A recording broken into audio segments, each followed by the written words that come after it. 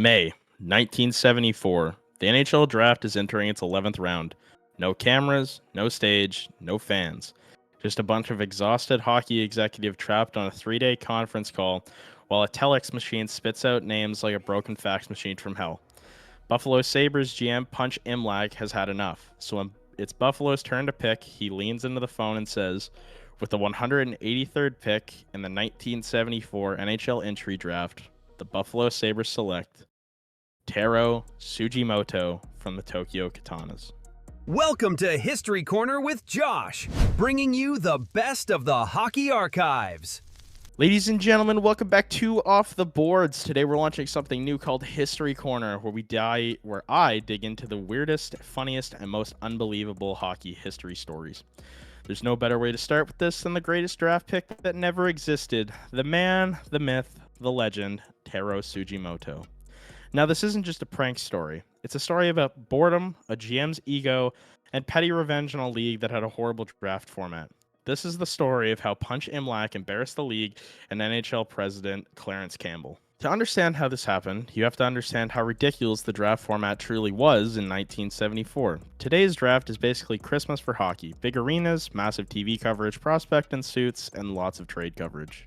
In 1974, it was basically office work. Before 1974, drafts were usually held in a ballroom in a hotel in Montreal, but 1974 was a completely different beast. Why, you might ask? Well, the NHL was in a war with its rival, the World Hockey Association, which kept stealing players and prospects away from NHL teams. Imagine the NHL as the established older brother and the WHA as the flashy younger brother who just won the lottery.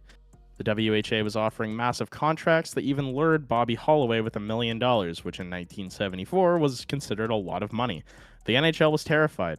So the league and NHL president Clarence Campbell decided to hold the draft in total secrecy. There was no reporters, no public attendance, just league officials in Montreal calling teams one by one over the phone while picks got typed into a telex machine. Now, if you're under 30 and wondering what a telex machine is, it allowed businesses to send typed messages directly over dedicated phone lines. Basically, it was the world's first group chat. But the problem with telex is it was slow, loud, and buggy. Now, this draft specifically lasted 3 days. There were no time limits, no round caps, and the draft only ended once every team passed on their pick. This draft specifically ended up going 25 rounds. So by the 11th round, everyone was exhausted, especially Buffalo Sabres GM Punch Imlach. Now, what you have to know about Punch Imlach is that he was old school hockey personified. He's been called brilliant, combative, short-tempered, and was known as a no-nonsense leader. And by this point in the draft, he was completely done with the NHL's nonsense. He had already drafted every player he wanted, and the process was crawling. He felt that the secrecy was ridiculous, so Punch decided, if the league is going to waste my time, I'm going to have some fun. According to legend, he turned to Buffalo Sabres PR director Paul Wheeland and basically said, let's invent a player. Now, they needed a fake player that would sound believable. Wheeland remembered driving past a grocery store in West Valley, New York, called the 20th Century Store. The owner's name was Joshua Tsujimoto. So Punch got his secretary to actually call the store and ask Joshua if they could use his family name for a prospect. Now, can you imagine getting that call? Hey, can we borrow your name to prank the NHL? Joshua inevitably agreed, and they asked him for a common Japanese name. He chose Taro, and just like that, Taro Tsujimoto was born.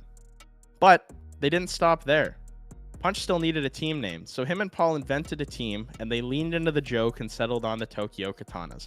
Now, if you're wondering why that joke is so funny, katana, a Japanese samurai sword, a saber, Punch was literally about to draft a player from the Tokyo Sabres. So finally, Buffalo's turn arrives in the 11th round, and Punch announces the pick. There's silence on the other end of the phone. No one had ever heard of this guy. NHL president Clarence Campbell actually stopped the draft just to ask how to spell Tsujimoto multiple times so he could make sure he had it right when they were typing it into the telex machine. Here's the incredible part. No one questioned whether the player was real. In 1974, the league ran on a strict, just trust me bro policy, and they didn't need scouting reports or any verification. The NHL just accepted the pick and moved on, which honestly tells you everything you need to know about how chaotic this process was. But this is where the story goes from funny to legendary, because Punch committed to the bit. He created fake scouting reports over the summer and was handing them out to other GMs and league members the entire time. According to Buffalo's official team information, Taro was a 20-year-old center playing in Japan with decent scoring numbers. Punch put his name on training camp documents. He even had a locker stall set up at the Buffalo Memorial Auditorium, or the OD. Picture this. Players walking in, legends like Gilbert Perreault or Rick Martin, looking at the nameplate Tsujimoto and wondering, who's this kid from Japan, and is he going to be taking away my power play time? The fact that he even fooled the players is the peak of this prank, and every time a reporter would ask, where's Taro? Punch always had an excuse ready to go. Visa issues, travel complications, or contract problems. Meanwhile, the NHL still had no idea they were being clowned. Even better, most of the people inside the Sabres organization had no idea that this was even a joke. Even ownership allegedly didn't know. Ownership apparently kept asking, so when's this kid from Japan actually going to show up? The prank finally unraveled when Sabres published their official media guide for the 1974-1975 season. Taro was listed in there, and that's when the league really turned up the heat and wanted to know where the hell he was.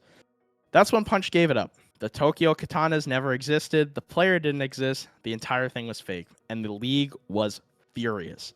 Clarence Campbell especially did not find this funny, as he was a very serious by-the-books guy. The fallout from this was that the league officially changed the selection to an invalid claim in the record books, and even now, 50 years later, most draft cards still show the pick as invalid, which honestly feels like saying, yeah, you can't use your Monopoly money at my bank. Yeah, no kidding. That was kind of the point of the joke. 50 years later, Taro Tsujimoto is still one of the most beloved figures in Buffalo sports history. You can still see fans wearing Tsujimoto jerseys at KeyBank Center, and in 2011 and 2014, reportedly during blowout games, the crowd spontaneously started chanting, "We want Taro," in the building during the games. And to me, that's legendary in itself. Now, there's no actual recordings of this happening. I don't know if it's just because of the time, era, and the period, but this is all just coming off of reporters from Buffalo who were actually in that arena and said that it was happening. Fun fact, in 2010, Tsujimoto actually got his own trading card by Panini, and on the back of the card, it shows where this made-up player was born, the Tokyo Katanas, and the player card is a Buffalo Sabres player with his profile turned sideways, so you can't really see his face that well. But I mean, it's a cool card, and especially if you have this card, it's just a fantastic piece of hockey memorabilia.